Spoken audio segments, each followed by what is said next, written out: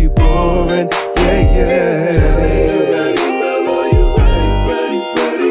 To speak for the ladies that keep it nasty, dark and petty. If you would pick me, then you might find this upsetting. You say that you're ready, well the joke's on you. Get it? Hi, welcome back to Jokes on Your Pod. I'm Talley. I'm Mel. And we in this bitch. Finna get crunk eyebrows on. I think about her often. I think about her quite often. God bless her, because you know what's so funny? We do this every episode. We do something with the high, and then we talk about whatever it is we just did, and then that's like the intro, whatever. But she didn't get her proper credit, and she deserved it. And now people want credit for everything. And not in a way that you've done anything profound, not in things that maybe you probably didn't even invent some shit. Like Jay-Z's performative speech from the Grammys, like, some of y'all don't deserve to be here, some of y'all will get robbed, some of y'all, like, it was kind of something like that. Because it's like, now people want credit for everything. For every single and some people are now stealing and all the things, but it's like...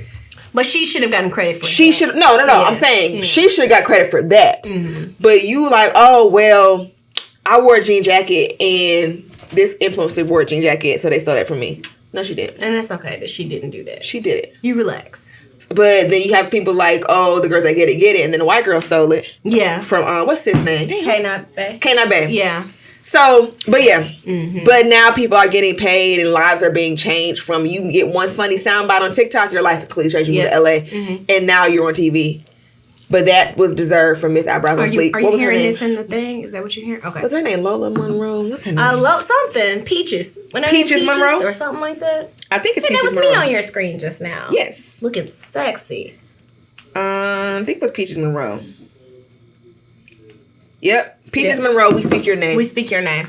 But we're going to get back into these letters. Are we going to do jokes a week? I don't know what's another joke of the week I have. I have a funny one that I was going to say last episode Maybe too. I have. Let me do my thing. While I do mine, you think about yours. So my joke of the week is that while... Oh, I have a joke of the week. Before the episode dropped, this before like the doxing was still happening, before everybody got kind of scared off. I was like, now, if they dox me, I need to put some precautions in place.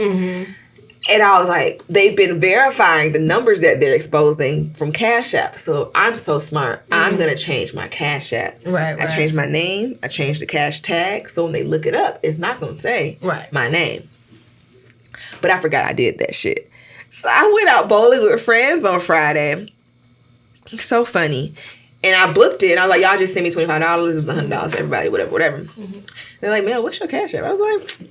The same? What are you talking about? If my cashapp isn't, they're like, no, it's not. It's fake name. I was like, so right.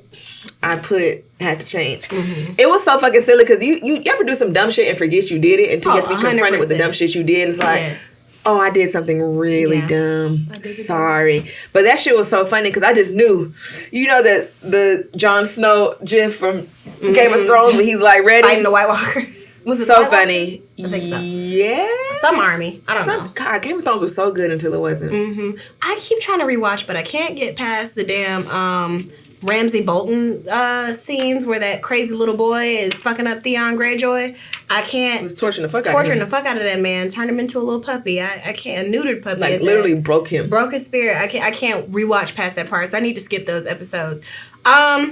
But no, my joke of the week. So one thing about me is I'm a creature of habit, which I probably shouldn't say on this podcast, but I'm a creature of habit, and I like to patronize the same businesses, even if it's a chain. You know what I'm saying? Like the same location of place. So I be getting to know like people. Golden Corral, you gonna be at that Golden Corral. Correct. Yes. So I was at my local Kroger, and I was like getting my bread, and I was making burgers, so I was getting like buns or whatever. And you know, I'm cool with some of the ladies there, but it's like two ladies who really don't fuck with me for real. But like, how you got ops at Kroger? Because I mean, I think I just be getting on it.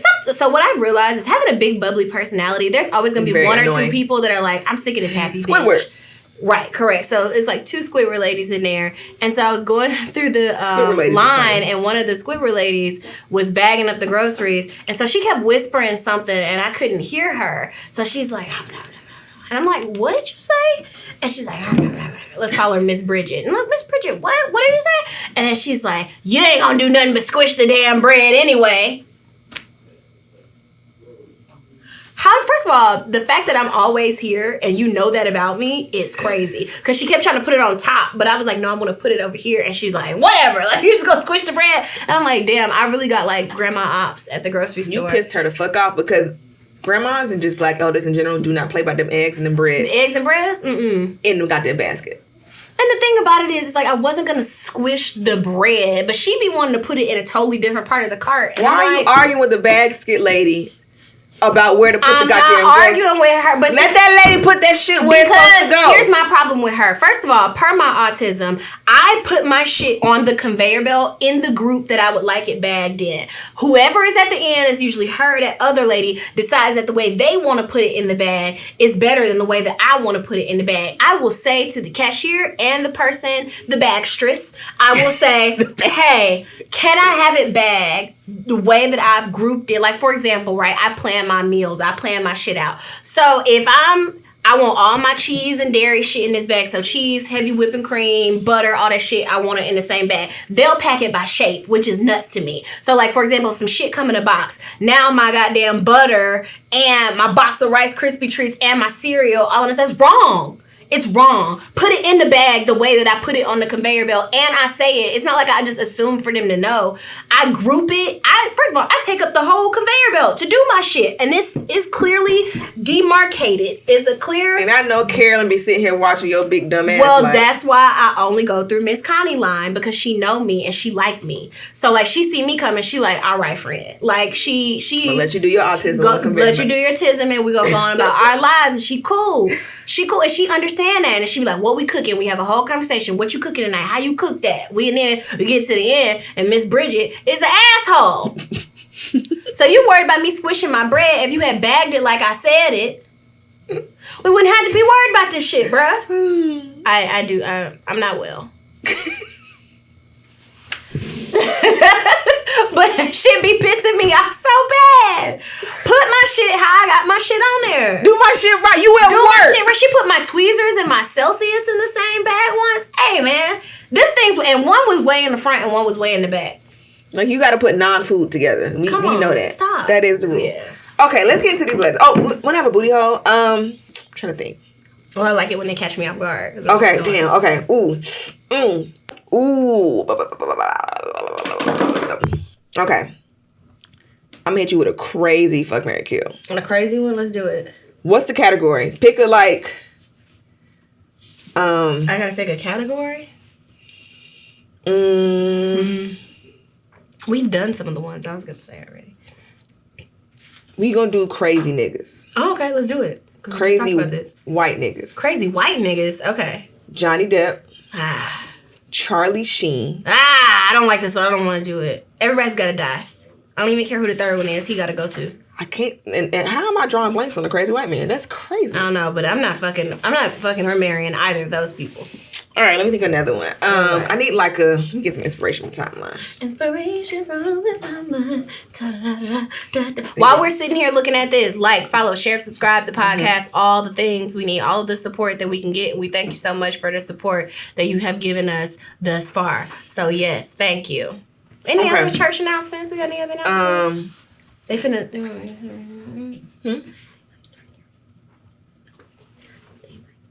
Oh, yeah. Yeah. Should I say that? Just like to mentally prepare them? No. No? Okay, fuck it. I know the price went up. Yeah. Dang, I just need a third person for this fuck, marry, kill. I'm killing both of them too. I don't want to I'm trying to think of another one. Oh. Damn. Another one. I'm trying to do an actual nice one.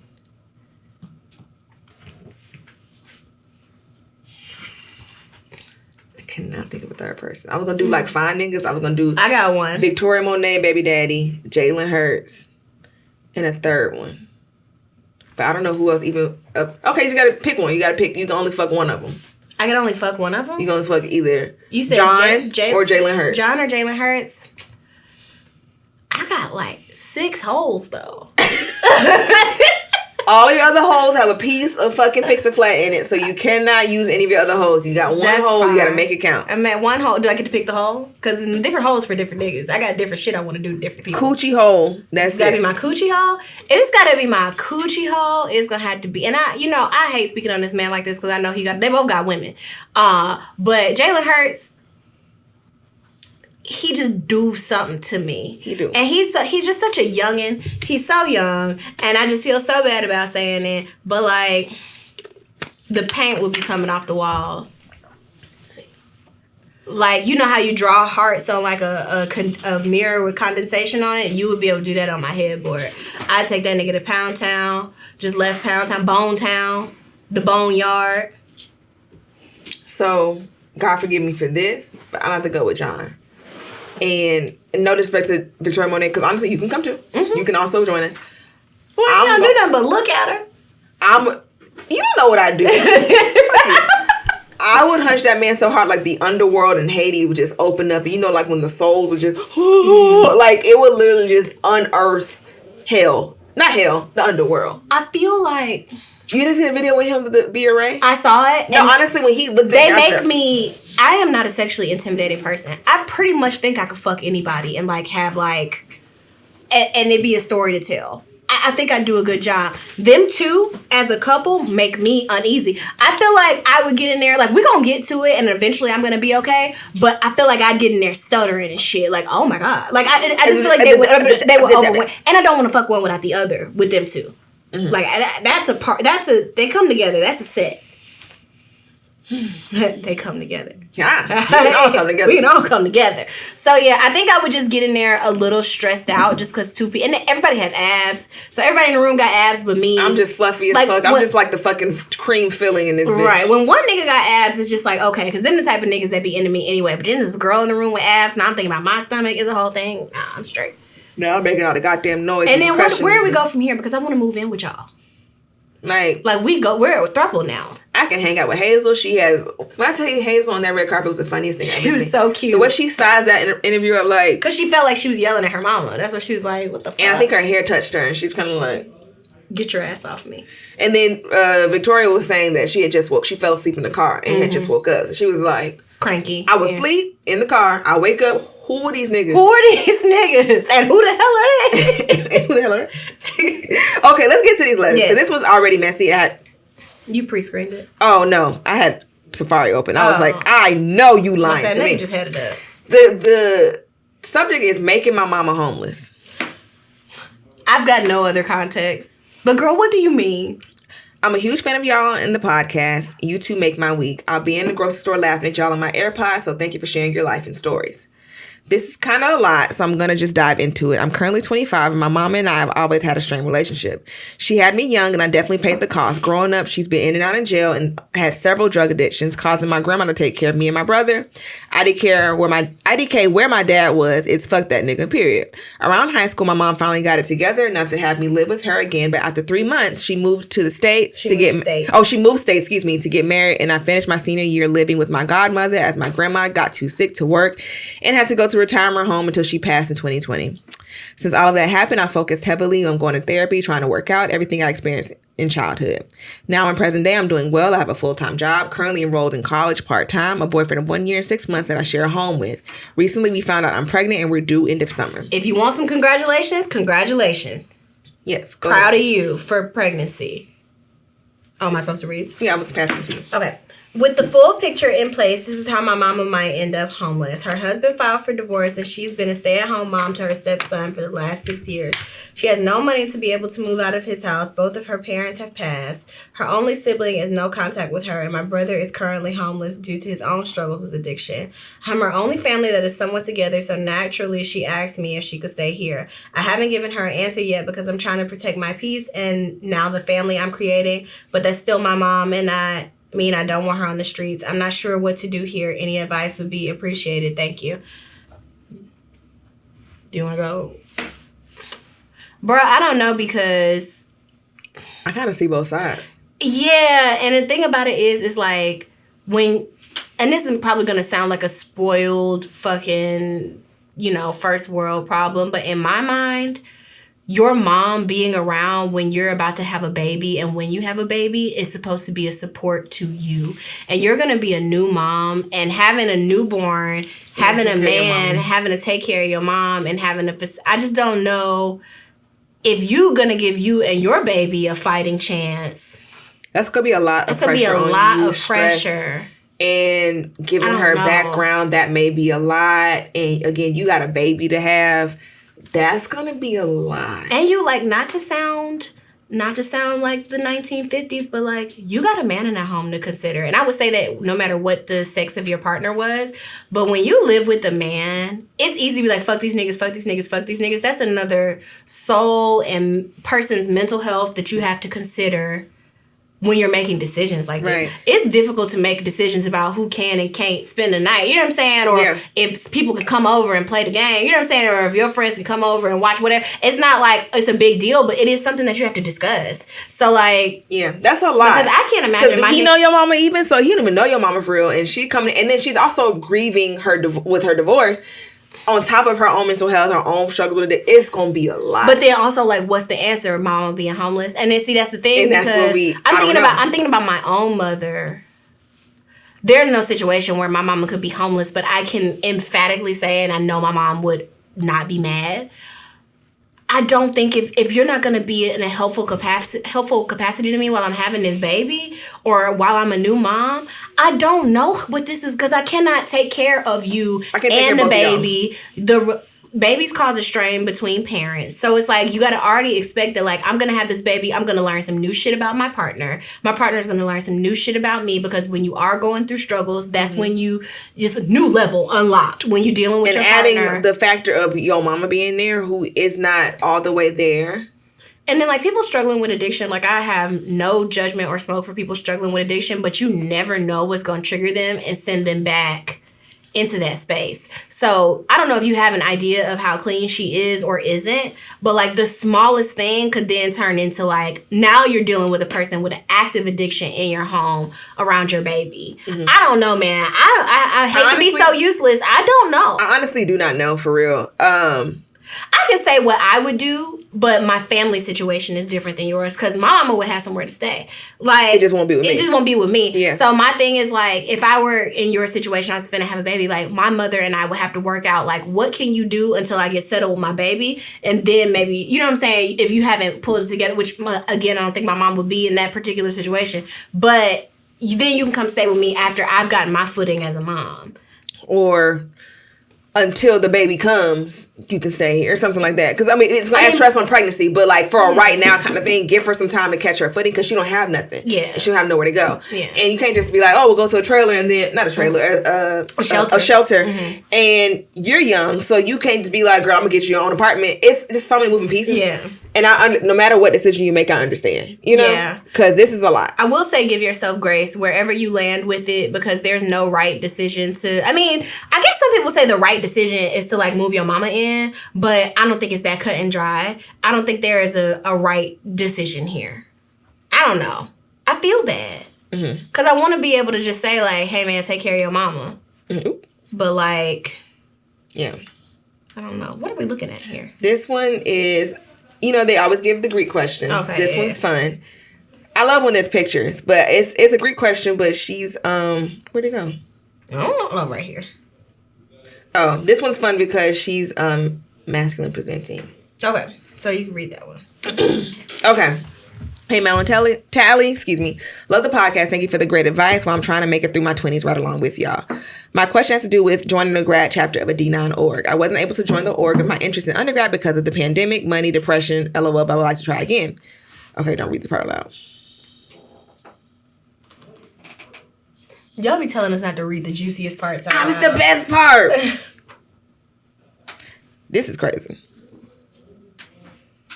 Child, you should let us read that part out loud. You should have, but we'll respect your wishes. We're going to talk about it amongst ourselves. My issue is the grad chapter is a little bit more conservative, and I'm not sure how it will go. I'm a masculine presenting woman who some would call a soft stud, soft in quotations. Should I try to show interest in this grad chapter or wait and try in a different state since I may move for school? I think I would be a pretty good applicant. I graduated summa cum laude, and I'm applying for med school soon and currently do a good amount of community service, mentor some high school students. Any advice would be greatly appreciated. I attach pics so y'all can see me and all my stuttering. Love that. P.S. My dad is making fun of me because I would be paper and he is quote unquote made, but he is a cute and not a good person, so I don't care. Fuck yous. Let's just start there. They get shot in the face for they fucking... Shot in the face? This is hyperbole. Oh. They get shot in the face for their process and then go rape everybody. So fuck them. No. Fair. Don't worry about that. I'm sorry. No. I got kind of mad because I see that.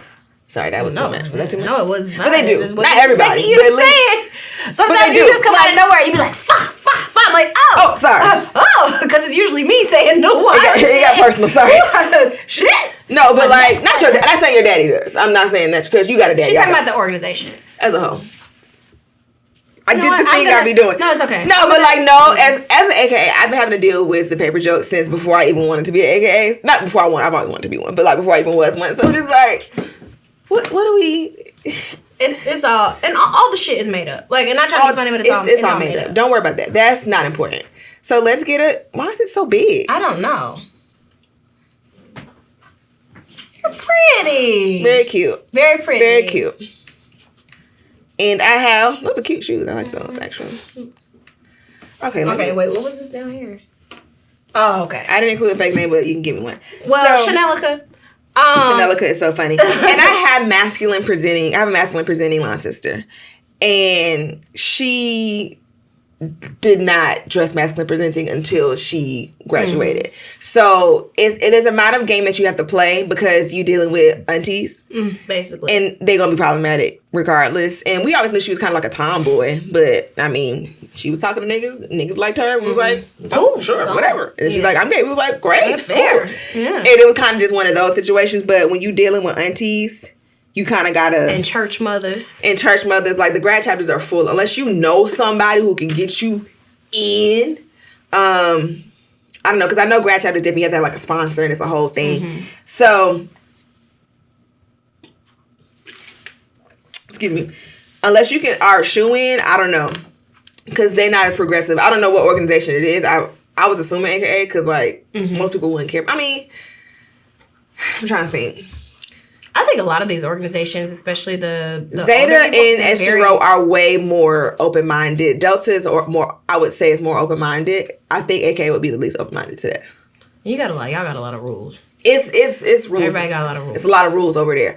But, it's not like no gays allowed because there are plenty of masculine presenting women in these organizations, but I don't know where you are regionally. I don't know who's all over there, but I feel like AK would be the most strict, I'd imagine. Yeah. And that's unfortunate that y'all even had to think about some stuff like that, but I think you should also just do what you want. I think that like at the end of the day, if it's something that you want to do and you feel ready to do it right now, because it's also not a thing, as I understand it, that like you can only try once. So like if you got the bread to do it now, you feel like you got this because like you gonna go to medical school and shit, you're not gonna have no time to do all the things. So like just go on and do it, and if it work out, it work out. If it don't, it don't. Yeah, just make sure you have the proper sponsorage and the proper. But that shit you put in Told Us Not to Read actively like has something to do with all of this. With all the things. Yeah. But if that's not gonna be Told Us Not to Read. I don't think you should worry about. Hold on, let me reload it because my thing is being really weird.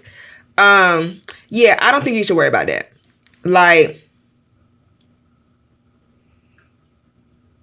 because if they not, long story short, she has some conflicts with some of the girls who were in the undergraduate chapter, and now that she's trying, she's worried if that's going to affect it, but it's not the same thing. Like, especially if it's not the same people, because like in some cities, like they, graduate and then they join the grad chapter in that city immediately. If they're not there, then don't worry about it. Yeah. It's not like hello, I'm inputting all the information to the database. It don't work like that. But again, if you know some people, like the thing with grad chapter, whether you masculine presenting or not, you got to know somebody that's going to help you get in there. So work on that. I don't know how, again, I'm speaking on my personal organization. I don't know if you want to be in mine, but I think the stakes are so high in grad because it's older people and it's more people who didn't get the chance to do it in undergrad. It's higher stakes than, depending. I mean, if you at HBCU, it's high stakes. But if you're in a big city with a lot of black people, it's going to be a lot of people applying. That's why the lines be so big. But yeah. Okay. That was fun. I like your pictures, friend. You look cute. You look nice. Oh, okay. Here's another one. Oh, okay. All right. Yeah, just put them in a little pony, maybe a little bun, little George Washington bun, a little pantsuit. Get you some little hoops, little hoops. You gonna scare him if you put the Stacey Adams on for the meeting, so maybe just Stacey Adams is crazy. Maybe a loafer, just a nice, little cute penny loafer. That's a nice penny loafer, you know.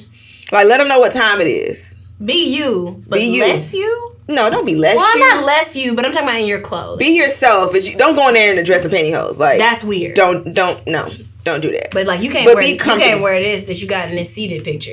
Don't come in the flannel. I put on a flannel before I got here. I had on like my black bodysuit and my red flannel and my Birkenstocks. I said, "Oh, you look aggressively gay." Aggressively. Chop down some trees and eat some coochie later. No, you don't want to chop down trees and eat coochie. I don't want to chop down no trees. Oh no, I keep on seeing this name and then not registering who that is. Realizing who it is. What about this? This is the really long one that we got sent. So, this one is long. Okay, so maybe we just do this one. It's long. Damn. This one's friend. It's so long. It's so long. And I read it the other day because you sent this at like in the middle of the day and I wasn't doing shit. So I sat and read it. So we can skim. Let's do that letter on another episode where like I've had time to read through it. So maybe I can truncate it and then send it to us in a truncated way. And yes, we should do this before we get here, but so what? Yeah, sorry. Oh, I read that one. You did? Was this good? It was interesting. I would be interested to hear your take on it. Okay, go ahead. Hi, Mel and Talley. Thank you for making such an amazing podcast. I moved from the United States to Europe a few years ago, and listening to your podcast gives me my weekly dose of blackness. Europe is not the tea for that. I'm writing to you because I co-host a podcast with a friend, and I'm concerned about balancing friendship with the business.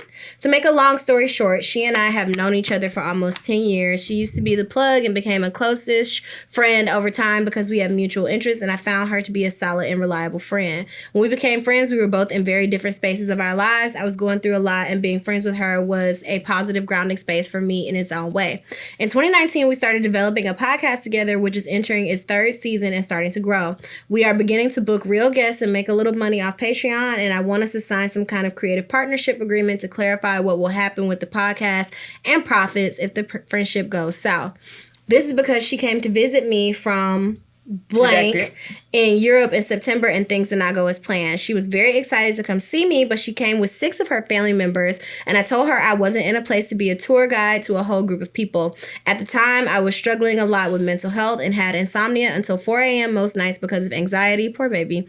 And I let her know before she arrived this was the space I was in. We had plans to do karaoke with a group of my friends here, and I told her there was only space in karaoke booth for her because there was only space for her, and it was one friend's going away party.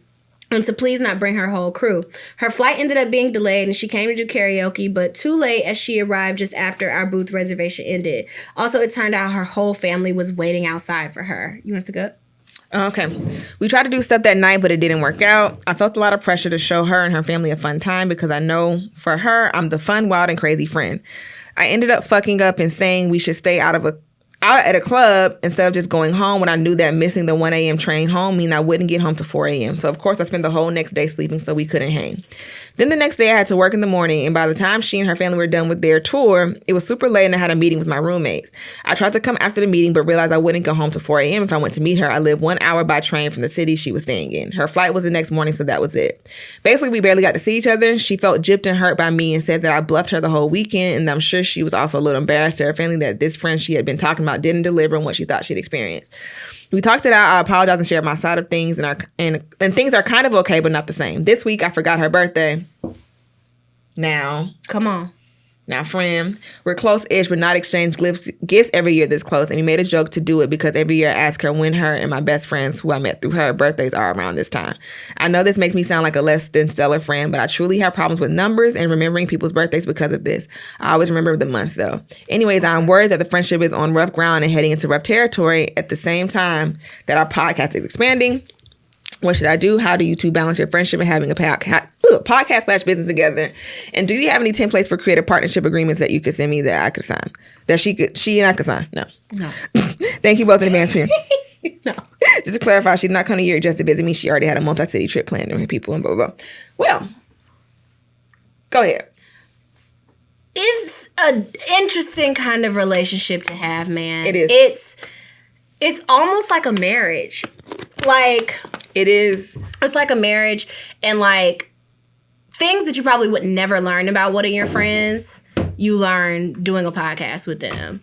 And shit that you otherwise would have never had to do outside of like maybe trying to figure out money for a group trip, or you know what I'm saying, like shit like that. Like we got a baby together.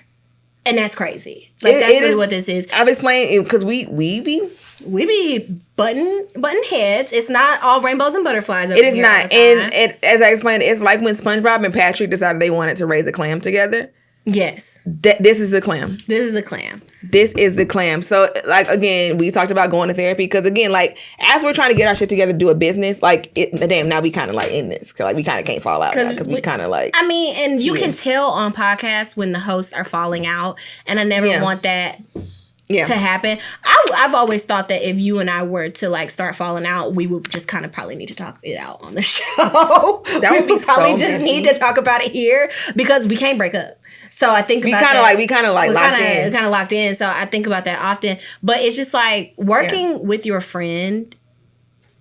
You're not always going to operate in your kindest way, but you should have a base level that, like, I want good for this person and I don't want to hurt this person's feelings. So that's how I operate with Mel. I can't speak on how she operates with me, but, like, when we be into it or shit seems weird, my very baseline is like, I know this person wants the best for me. I want the best for them. I want the best for this business, and I love her. So, like, I'm not... In other situations where you necessarily don't work with your friends and you get mad, fuck her. You like, man, fuck her. I fuck her, but I don't give a fuck. But I can't do that with her. So I have to, like... And sometimes you just don't have to say shit. Sometimes you just back up off some shit and be like, maybe now is not the best time. Yeah, because, like, I know I have to pick my battles. Because if I be like, hey, bitch, I didn't like this, but we record tomorrow.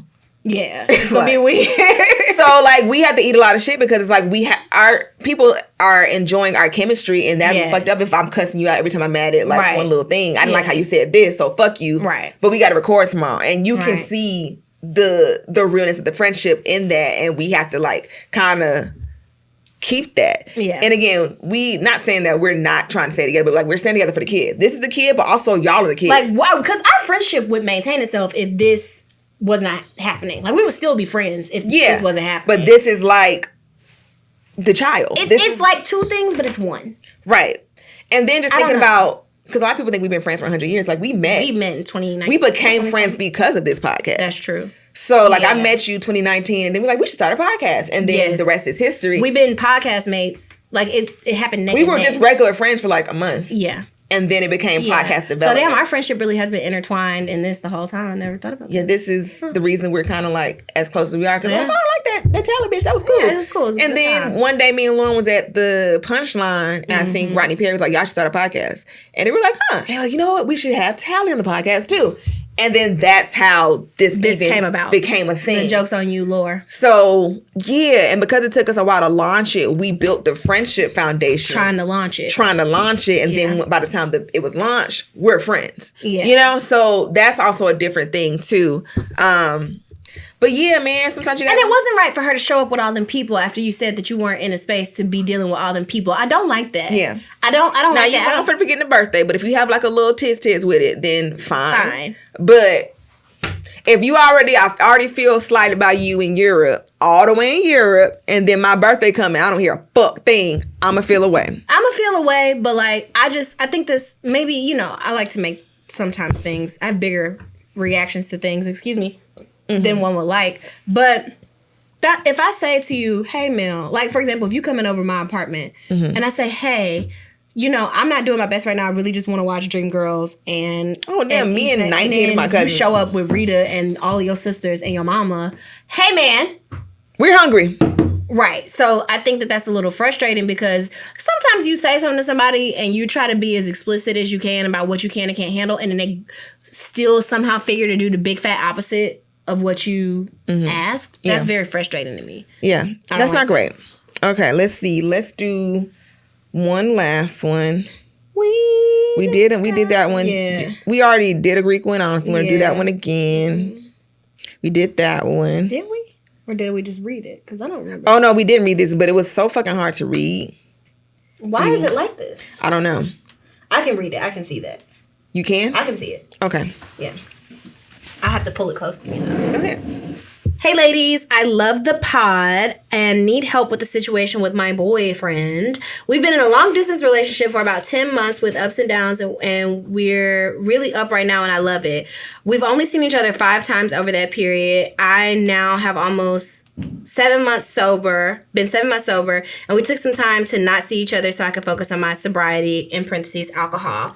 I am 30 years old, and he is about to be 40 years old. We've had sex every time we've seen each other, and I've noticed sometimes he takes a really long time to come, and that makes me feel self-conscious, but he reassures me that he just goes a long time. He's also not hard the whole time. Like, it will come and go, and he'll just eat me out, which is fine, but I like penetration more. The last time we were together, in the midst of all this, he told me he felt like he was failing me, so he definitely knows what's going on. I just told him I came so many times and it was fine. We've also had conversations before we ever met in person that I like penetration more than I like head.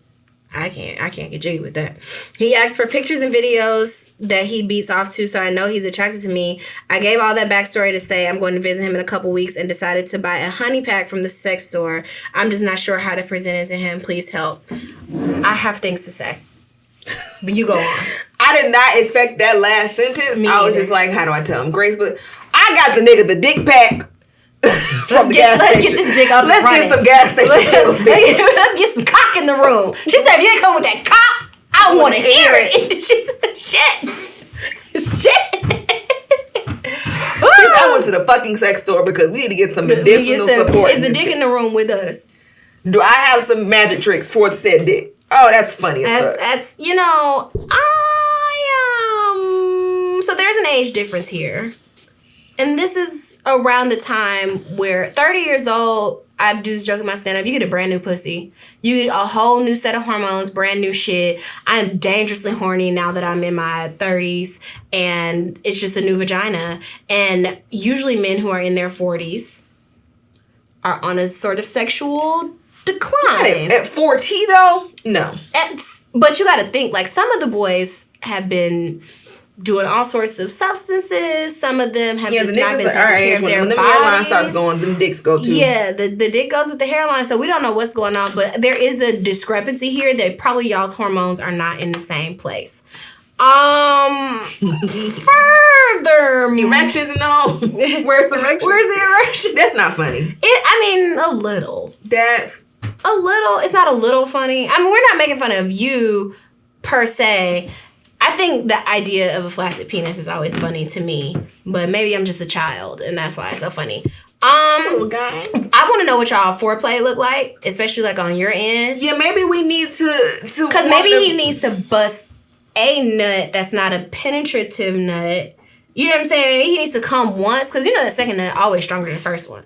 So maybe he needs to come once, and maybe he won't come again, but maybe you'll come. Are you giving him head, or like what are we doing? Do we need to get some happy petting? Do we need some toys? And maybe he got okay, so I was dealing with this guy who had really bad anxiety to the point where we never even had sex. Like, we, danced around it, but we never had sex because it gave him so much anxiety, like the thought of even having sex. So I'm just like, cool, he had been through some shit, and I'm just like, you know what? Fine. Sure. Whatever. Yeah, no skin off my ass, but after a while that shit got old, and I'm just like, okay, whatever. Okay. But I say all that to say, I done lost my damn point. There might be some sort of anxiety there. There might be some sort of trauma there. Yeah. There might also, some dudes have pretty serious kinks and cannot perform if that kink is not involved. So and that's probably embarrassed me. Like, I really want you to dress up as Peter Griffin. And that's what... We done cracked Pyro out a couple times today. He done laughed thrice. He done been over there laughing. He's like, if you not dressed as Peter Griffin, my dick not gonna get hard. I'm so sorry. And so, I mean, I think it's worth a conversation because it's the reason that dick ain't hard. Because a nigga gonna go to the doctor if the dick he ain't just gonna be like, oh, my dick don't get hard no more. I guess that's cool. He know why. He know why that dick not hard. Not doing. You so stupid. You so unserious. But yeah, bitch, I would ask some questions, and also sometimes people just aren't sexually compatible, man. I think you can be with somebody and everything be good, and sometimes parts just don't line up. The shit just don't line up. It don't work. Some men are just, their dicks are weird. Like, I done Thank you, Tim. Hunched and been like, hey man, why you not coming? Am I ugly to you, Curtis? And he's just like, bro, it's just my dick. And I'd be like, yeah. Okay. So you gotta know, like, maybe he really want his nipples licked. That might be it too. Some dudes are nipply and they just don't want to say it because they feel like it's feminine. He might want that balloon not played with. I swear to God, if no sexual boundaries have been drawn, slip that pinky in that booty hole. If he's not one of those, thumb. In my current sexual situation, I'm not allowed to put anything in any holes, and that's very upsetting to me. But this little, see, I got more control over. I be having my nails, so I can. It's better for me to use my thumb. Do you just press it like an elevator button? I press it. I don't just penetrate. Like, what floor? Boop. Floor, please. I don't. The pinky completely up is crazy. Like, I can feel a man's butthole tightening against, like, you know how a baby holds your thumb? That's what I want. I do not want a man's butt. I mean, I'm not into butt play, so that's where the buck stops with me. Like, that's where the butt stops with me. I'm all set. I'll play with it, but you're not gonna grip my pinky with your butt. I'm not saying put it down to the where my tarot card reading shit starts. I'm saying maybe just like this little bend right here. I do not. Just like this. It's just like a thimble's worth of butthole.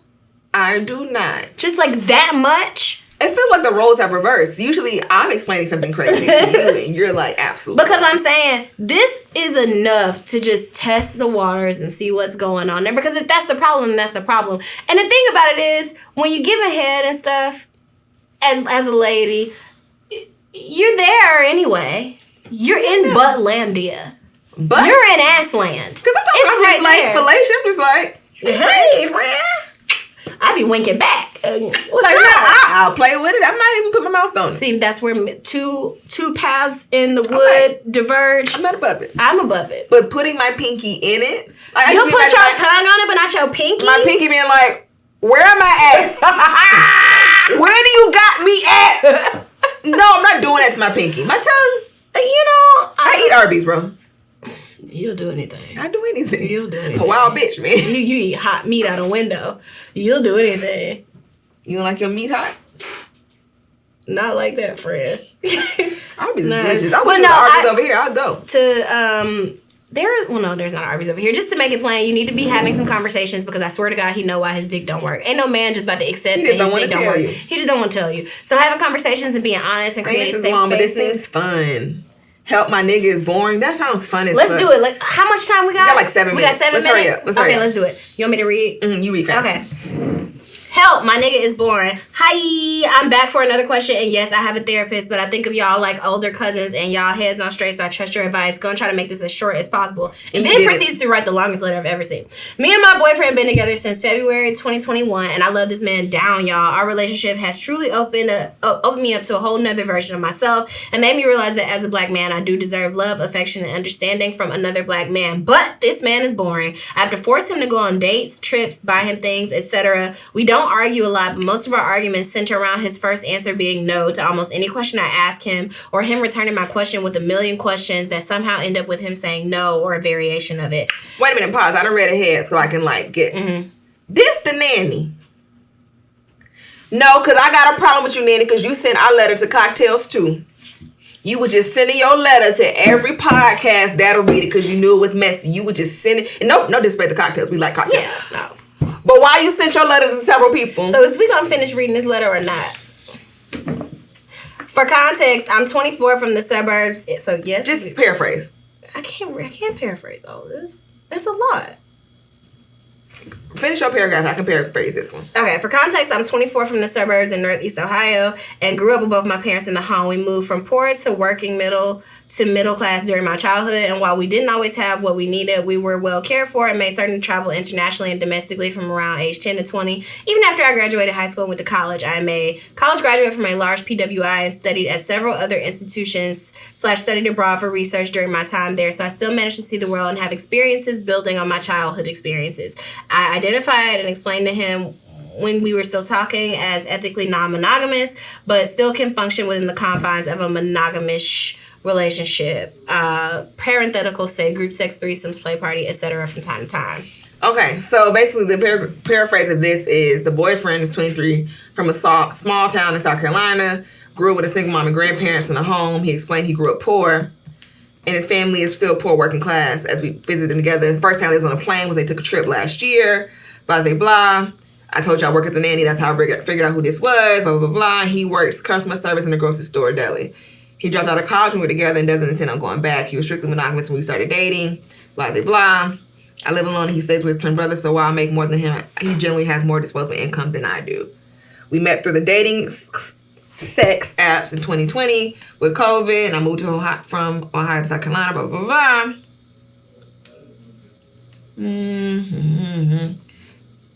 He asked to cuff me in January 2021, which I said maybe, and then yes, a month later. This caused the first issue in our relationship before it was even a relationship because I was seeing other people and had just moved to the city and I didn't want to be tied down too quickly. For the first year and a half of our situationship and later relationship, our connection consisted of smoking, drinking, ordering food to the crib, watching TV on the couch, small local trips, etc. Because of COVID and our finances. Since then, we both moved to a different city in South Carolina and changed jobs, leading to the current situation. Okay, I'll read this real fast. Yeah. Valentine's Day and my birthday, Aquarius gang are coming up, and he already expressed that he wants a, quote, low-key Valentine's Day with no gifts and hasn't mentioned my birthday at all.